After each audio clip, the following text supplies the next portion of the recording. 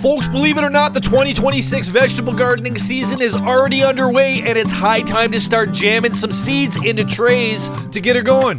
Now, if you're new here, you don't yet know that I grow well over 1,000 pounds of organic food on this property every single year, and I do a ton of canning and preserving and freezing of all that garden goodness. And yes, it's a ton of work, but it's so worth all the effort. And the whole show starts right here, right now in the grow room.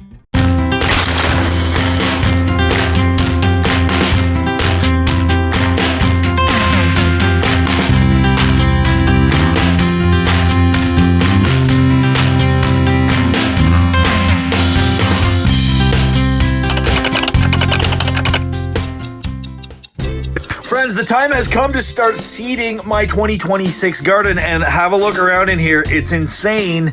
There's so much clutter in the grow room area from a winter full of throwing gear in and out of here, etc., that I have to kind of organize it a little bit first. But you can see over in this corner, I've got my seeds out. I've got a couple of trays full of homemade seed starting mix. I've got a bunch of home saved seeds all over the place in a heap mat and a bunch of junk. But here's what I want to tell you.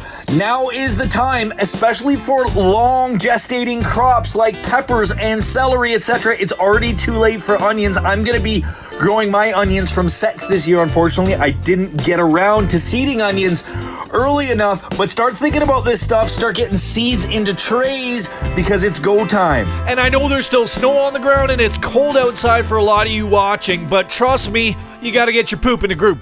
And I got to start by organizing some of these seeds. You can see there's a huge mess of largely home-saved seeds here. And I do at least know my objectives for tonight. That's celery and peppers, because it's getting super late for both of them. In fact, this celery, I should have started 2, maybe 3 weeks ago. I've just been so busy, I haven't had time, but I think I can get them to catch up. And definitely now is last call for peppers too in zone 4B where I am. And if you're in zones 3 or above, you better get started on your peppers and definitely celery. Forget about onions. Like I said, I'm growing mine from sets, but that's not my objective for tonight. Let me show you some super cool shit. So this is homegrown celery seed, okay? Especially this one. This is pink plume celery, home saved. And each time you see home saved celery seed, it's a 3-year project. This is a huge freaking win, okay? Let me explain. Do you see this here? This is pink plume celery seed. All of this celery in the back here is new, except for one that I left in the ground from last year, because celery is a biennial. It doesn't make seeds in its first year. So this plant right here was harvested last year. Okay, I grew it from seed in the grow room and then harvested it last year and left those roots in the ground. And they made it through our harsh, cold Canadian winter, made this spindly little stalk, and started producing all these beautiful seeds. I'm gonna be planting those and regrowing it, okay? So I've got some pink plume there. This is from Giant Utah celery, or Utah Giant celery, that I grew in 2023. I did actually grow some of these last year. This was the first time I saved celery seed from homegrown celery. And like I said, huge win, couldn't be prouder of it. It's working great. And I'm gonna seed both of those, and then I gotta do peppers, man. It really is last call in our climate to get good fruits by the end of the season. They take forever to mature. They take forever just from germination to getting like a plant. It takes forever. So let me get my peppers organized. I know what I'm doing with celery. Those are the 2 main objectives for tonight. And I love to start getting into these projects that signal the end of our long Canadian winters. All right, just pulled out a few tags, popsicle sticks in this case, and I do them color coded just because I found this cool set. I'm going to give you a quick tip on these popsicle stick tags, man. They do not hold the ink or dye or whatever the hell is in there very well. They do tend to sort of like bleed, but I have them. I have this whole box of them. I'm going to use them again this year and probably next year just till I get rid of them because I don't want to waste them. But they're not the best, honestly. Go with something a little more substantial, but that's what I'm using. I gotta figure out which peppers I'm using. I took out a dozen here and I already know which 2 I'm doing my celery on. So let's just label those. I know exactly what they are. And yeah, man, the winter is long and harsh up in my neck of the woods. And as much as I love it, this feels good. And here's what I'm gonna do. I'm actually gonna get all this celery out of the way because I want the room to work with my peppers, okay? So I'm gonna put these here. I'm gonna do a little flat of Utah Giants right there. I'm gonna do one of pink plumes, and you would not believe how much celery I can pack into one little module like that in this flat, and that's all I'm gonna need. You don't need to grow a ton of celery. It's packed full of flavor, and I eat it fresh all year. I'm literally gonna end up with like 20 plants each. That'll be plenty for the old homestead right there. So let's start with our pink plume.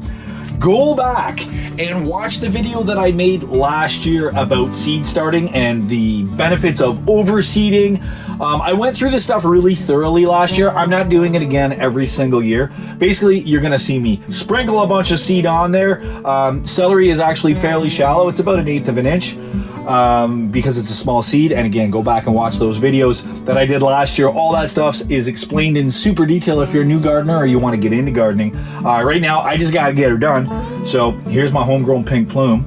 It's very freaking exciting. And I'm super duper overseeding, okay? And there's a good reason for that. And I'm just gonna poke some of those in. Some of them will go, some of them won't, and that's fine. Now we're talking Utah Giants, okay? We're gonna put these guys, and I don't like that. So there's some bigger detritus on top of some of these. Again, watch those videos. I'll explain all that to you, why we sift our soil, etc. And these Utah Giants are going on this side, okay? Boom. Like a shit ton, buddy. It's like insane amounts of seed, but that's okay. That is all right by me. I'm gonna poke them under, get that celery out of the way, start talking peppers, but first things first. Grab my trusty marked chopstick and check this out. If you didn't watch last year's videos, you won't have seen this yet. Seriously, go back and watch those videos. They're gonna be a lot more detailed than this one. But do you see how scored onto there with a little knife and a pen, I've got an 1/8 inch and a 1/4 inch marked. Those are for regulating and setting seed depths. And that's what I'm gonna do. I'm gonna start pushing those little celery seeds down between an 1/8 and a 1/4. You can go a little deeper with a celery seed, but they do require a little bit of light to germinate, okay, in their initial stages. So don't ever go more than a 1/4 inch with celery. An 1/8 inch is usually fine, and that's what I'm sort of aiming at. You push the odd one a little deeper, so be it. Let's have at her. And not to belabor the point, but in some of those other videos from last year, I really went into detail of all the benefits of overseeding when you're starting stuff in the grow room. But I think the main benefit is you just don't have to be as picky or precise with how deep you're pushing the seeds down in the soil. All right, celery is seeded, and I want you to know these things kind of take a really long time to germinate. On the quick end, it would be like 2 to 3 weeks. I've had them take up to a month to actually germinate and start making tiny little hair size plants. So here's a couple tips on getting celery to go. A, you don't need a heat mat the way I'm gonna need for all these peppers that I'm seeding. I'm gonna show you that in a minute. I'm gonna be putting a heat mat and warming up that soil. This soil can be warmed a little bit, but you don't want to go too far with it with celery. It'll go anywhere from like maybe anywhere from 15 to maybe 21, 22 degrees Celsius if memory serves, but the cooler the soil is, the longer it takes them to germinate. So I'm going to throw these up on top of some fluorescent lights that I have above that aren't going to supercharge the soil the way a heat mat would in terms of its temperature, but they'll give it a little bump, and because I'm behind, hopefully get them up a little bit quicker. The important thing with celery, as it's a bog plant, is to keep nice even moisture in the trays so that they germinate efficiently, okay? Celery really likes water all the way through its life cycle, and that is 100% including at this early stage before they're even a plant, okay? They need good water. I'm even gonna cover those over a little bit, but let's start moving on. Celery done. Now it's time for peppers. Hold on, since I was just talking about water, I am gonna give them a spritz. Now, this is pre-moistened soil, but still, celery, bro. So don't be shy, okay? Give them some water. They like it, okay? All right, that's good enough for now. Let me just grab this dome, throw that on top, get these out of the way, and I want to make a really quick note about these domes. Be very careful with these things. The way that I start seeds is I water the living shit out of them. I'll cover them or dome them if necessary for certain types or species, and then they don't get watered again unless I see a problem until I start seeing green, okay? But these things can really trap in moisture and make you all kind of fungal problems, etc. I mentioned this in some of last year's videos, but it's really only for germination in this grow room anyway, and then that thing will come off. Don't be a lazy gardener. You got to water on a regular basis. This really just helps to regulate temperatures while they're germinating and to hold moisture in there when they really need it to soften up that seed, crack open, and make a plant. Little cleanup on aisle 7, and then we're gonna start organizing peppers. But I like a relatively clean workspace, even in the grow room where it's freaking dirt everywhere all the time. Come on. You drop a seed, you want to be able to find it. You know what I'm saying? All right, now let's talk peppers. And yes, I will admit I'm turning into a serious pepper geek. Let's just see what's in here now. Most of these are, oh geez, I got a hole in something there. Uh-oh, hold on. That's a boo-boo. Let's put that to the side until we figure out what those are and who is freaking leaking pepper seeds on me. But anyway, most of these are homegrown seeds that I have saved from last year or the years before. A lot of times I get them, you know, from a supplier, and then I'll just like sort of grow them and keep them. I think I did a whole video on that last year. Again, go check it out in my playlist. But look at all these beauties. We've got some poblanos, 24, 25, jalapenos, right? Jalapenos from 25. I've got emerald giant peppers that I saved from last year. I got some purple beauties from last year. Those are some older serranos, 23. They'll still be really good. Here's some giant marconis. I don't know what year those are, but that's some of my favorite peppers. I've got some coral peppers from this year that I saved. I've got shishitos, buddy. I got Keystone Giants. That goes in the big bell pepper class. Anyway, you can see I've got all kinds in here. Let me just decide what I'm seeding. We'll get them in those trays. And then I got this slight pepper problem here that I gotta figure out. I see some cayenne peppers, so those are easy to identify, no problem there. I don't even think I'm growing cayennes this year. I grew so many last year, I really don't need to. Got some garlic, but then I have some mystery peppers. And I don't know if I thought that I would be able to identify it by the skin. Like, that looks like a purple beauty, honestly. This looks like... See, but I don't really know. I'm gonna have to label them as mystery peppers and wait till they frickin' grow peppers to find out. But those are nice, fresh, home-saved seed. This is exactly what you want. Let me zoom in and show you these, because I'm telling you, you just will not get germination rates better than that, buddy. Okay? When you're saving your own home-saved seeds, let me get one in focus for you. Okay, is that gonna go? Hey. Come on, buddy. But you won't get better germination rates than seeds right out of last year's garden, okay? So I am going to grow some. I don't know what the hell they are. And I got a hot tip for you. Pre-label your tags, okay? It makes it a whole lot quicker and easier than kind of doing each one individually as you go along. I have found, so give me a second. I'm going to throw this on the time lapse. I'm going to make some decisions here. Start chucking them in the tray, and then we'll plant them. And you're gonna see I seed and start a ton of peppers. I grow a ton of peppers because I freaking love them. So tasty.